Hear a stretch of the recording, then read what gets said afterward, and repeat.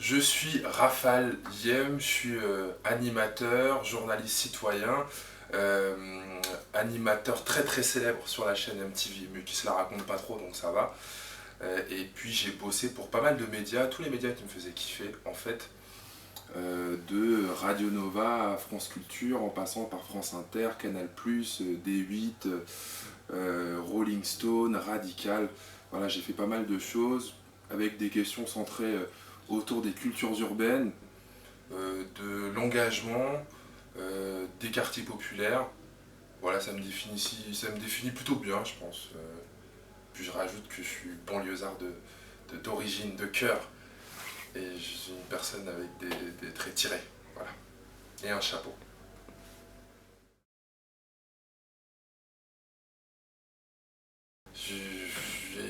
Ouais, mon parcours, les études, pas d'études à proprement dit, en tout cas pour arriver là où je suis.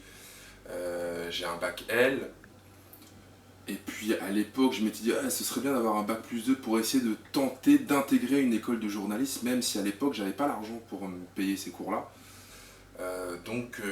Véridique, j'ai pris un chapeau et j'ai mis à l'intérieur pour la fac sociologie, anglais, lettres. Et puis j'ai tiré sociologie. Du coup, je suis allé en socio. Et au final, j'ai eu une maîtrise. Sauf que les 2 ans qu'il fallait pour rentrer dans cette école, et ben, en fait, ils m'ont pas vraiment servi. Puisque j'ai été repéré grâce à un ami qui s'appelle Fauzi Meneri, qui à l'époque était le communicant de Hostile Records et qui est aujourd'hui le directeur marketing de Live Nation, m'a connecté avec Jean-Éric Perrin qui était rédacteur en chef d'un des magazines hip-hop de référence de l'époque. Je te parle de ça, c'était il y a une douzaine d'années. C'était RER, Rap et Raga. J'ai fait 6 mois de pige chez eux. Moi, à la base, je viens d'Hérouville-Saint-Clair dans la banlieue de Caen et je faisais des allers-retours quasi tous les jours pour venir à Paris et travailler dans ce journal. Et au bout de 6 mois, je suis devenu rédacteur en chef adjoint de ce magazine, ce qui fait que je pouvais prétendre à avoir une carte de journaliste et d'être journaliste. Sauf que j'ai jamais demandé ma carte et qu'aujourd'hui je fais ce métier sans avoir la carte de presse et je suis toujours vivant. Tu vois, je peux faire des mouvements comme ça et aller interviewer des gens ou animer des émissions sans que ça pose problème à personne. Et puis après RER, j'ai bougé du côté de chez Radical avec Olivier Cachin. Après Radical, j'ai intégré la rédaction de Rolling Stone, donc un magazine déjà hors cultures urbaines. Et puis après, je suis allé faire d'autres choses, de la radio, de la télé, le Move par exemple, où j'ai fait ma première radio en national. Et puis après, Radio Nova en tant que producteur, chroniqueur ou animateur, Génération FM, France 5, Canal+, Canal Street, MTV, D8, putain, j'en suis sûr que j'en oublie en fait. France Culture, France Inter, France 4, beaucoup de choses avec le mot France dedans, ça me fait plutôt plaisir, c'est une petite revanche.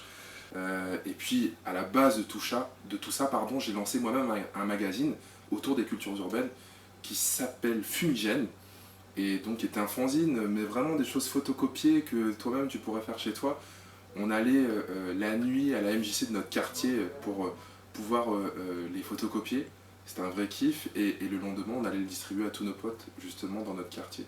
Ça c'était très cool et ça m'a vraiment appris les bases de ce métier, un métier que je connaissais pas et que du coup j'ai imaginé en tant que journaliste, rédacteur, graphiste, et puis après rédacteur en chef, et puis après diffuseur, distributeur, aller voir les imprimeurs, trouver des subventions.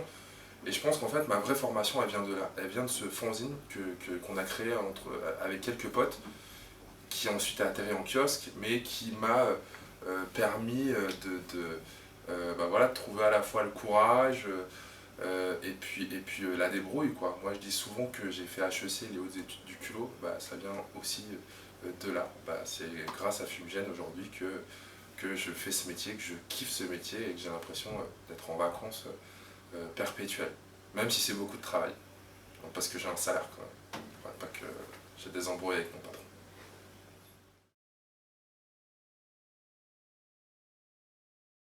Fumigène, c'est le magazine qui pique les yeux. Ça vient à la base petite ville de banlieue, une cité ouvrière qui s'appelle Hérouville-Saint-Clair dans la banlieue de Caen, en Normandie, un 4. Je sais pas faire le truc avec les mains, mais voilà, c'est ça. Et puis je commence ce projet, j'ai 16-17 ans, on est une bande de potes autour de moi. Il y avait à l'époque un atelier de journalisme hip-hop dans ma MJC, t'imagines? Et moi, comme tu peux le voir, comme j'aimais pas le foot, j'aimais pas aller faire de la boxe, j'aimais pas le basket, et ben moi mon hobby c'était je me suis découvert une passion pour la création de médias. J'avais fait d'ailleurs mon premier stage professionnel, tu sais, le stage de 3 jours, j'avais fait dans la radio associative de mon quartier, qui s'appelle TSF 98, et j'avais tellement kiffé ce truc-là, organiser, parler, interviewer des gens. Et en fait, de cette passion est né donc Fumigène, un fanzine.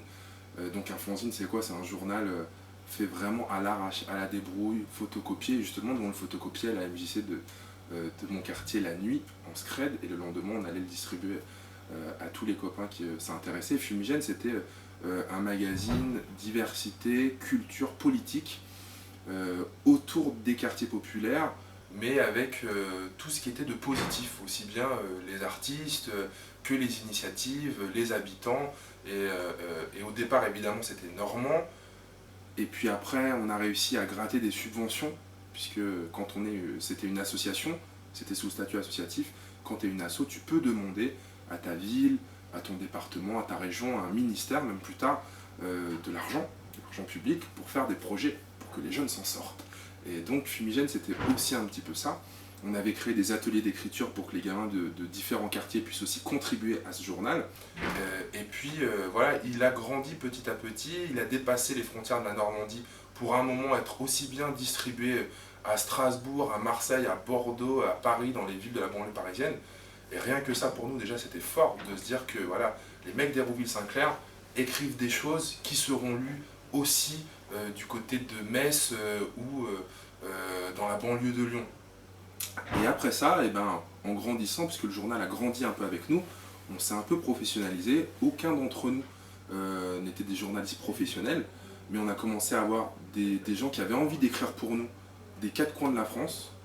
Ça aussi, ça fait plaisir quand tu sais que les gens te lisent et qu'il y a un retour et que les gens ont envie de travailler sur un projet commun. Et puis après ça, on a réussi à le placer en kiosque, donc chez ton marchand de journaux. Et puis on est resté 2 ans en kiosque. C'était une aventure assez difficile parce que c'est beaucoup d'argent, beaucoup de temps, d'autant que toute l'équipe est restée bénévole du début jusqu'à la fin du projet.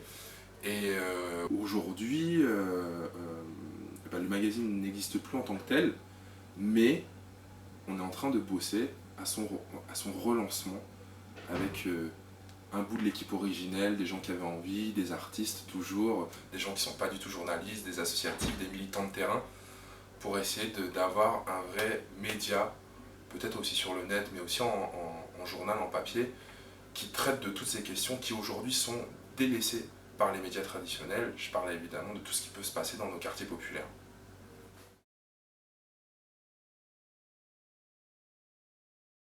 Il y a 6 ans, je fais mes débuts sur Canal+, en tant que chroniqueur à la matinale. J'avais pas de chapeau à l'époque, j'étais tremblotant, j'étais en panique et j'ai assuré pendant une année une chronique qui s'appelait... ça fait tellement longtemps, je ne sais plus comment ça s'appelait, mais en tout cas ça traitait de la vie des gens, c'était l'actu vue par les citoyens lambda et souvent des gens de quartier. Donc j'ai fait ça 1 an et au bout de cette saison, en fait, Canal+ me dit qu'il y a un nouveau projet autour des cultures urbaines qui se lance, qui va être sur le net, qui s'appelle Canal Street, et que si ça m'intéressait, il serait content de m'avoir comme une des personnalités qui incarnerait cette nouvelle chaîne. Évidemment, je me dis Canal+, quand même, tout le monde la connaît, a toujours fait preuve de hype, Canal+, chaîne prescriptrice. Nous-mêmes, on se tapait pour essayer de la regarder, même quand c'était encrypté, on regardait. Donc voilà, Canal+, ça veut dire quelque chose, et quand elle se lance sur le secteur des cultures urbaines, peut-être un petit peu tard d'ailleurs, quand elle se lance, on se dit que ça va être cool. Donc évidemment, je fais partie de cette aventure, et pendant 4 saisons, je suis le monsieur citoyenneté de cette chaîne, et puis ça m'a permis, avec différents programmes, d'aller sur le terrain, et surtout de mettre en lumière des actions de militants qui n'avaient jamais vu de caméra débarquer dans leur action associative. On a tourné dans pas mal de quartiers de la région parisienne.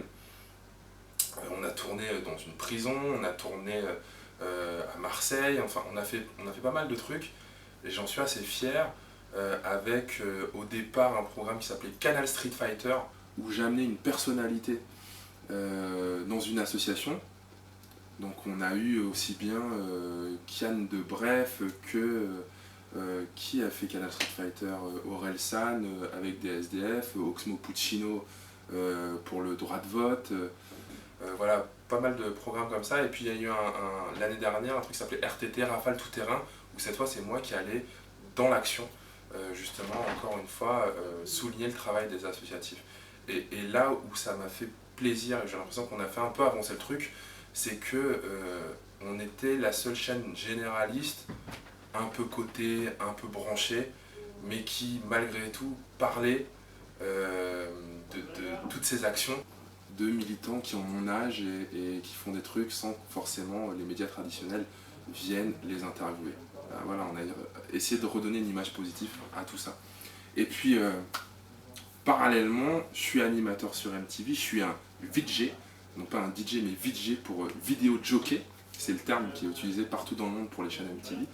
Et je suis le VJ français de MTV et de MTV Base. C'est-à-dire que c'est moi qui représente la chaîne, quoi. Je suis un peu le Jean-Pierre Foucault de MTV.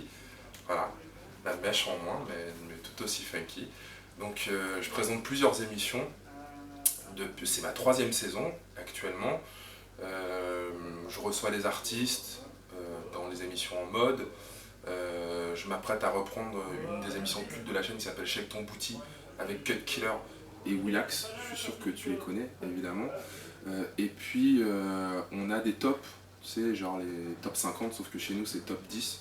Et voilà, j'interviens dans les tops pour donner des avis, donner des infos, faire des petites vannes, ce genre de trucs. Mais aussi, MTV c'est une chaîne événementielle qui voilà, tu la connais aussi pour ses cérémonies. Moi, comme tu me vois tout de suite, je reviens de New York pour la cérémonie des MTV Video Music Awards, qui ont donc eu lieu à Brooklyn, et c'était d'autant plus fier que c'était la première fois qu'une équipe française était invitée et faisait une émission en direct de là-bas, donc Red Carpet avec Will Smith, des acteurs, j'ai retenu que Will Smith en fait, non c'est pas vrai, Daft Punk, Emily Sandé, il y avait aussi Kanye West, voilà, tous ces gens-là étaient là-bas, et moi aussi, mais j'étais mieux sapé que ça. Et il y a d'autres cérémonies à venir, notamment les EMAs, les European Music Awards, c'est ça, MTV European Music Awards, qui seront le 10 novembre à Amsterdam. Donc on refait la même émission Red Carpet en direct du stadium. Et normalement, si tout va bien, je pars aussi à Los Angeles en avril pour les MTV Movie Awards.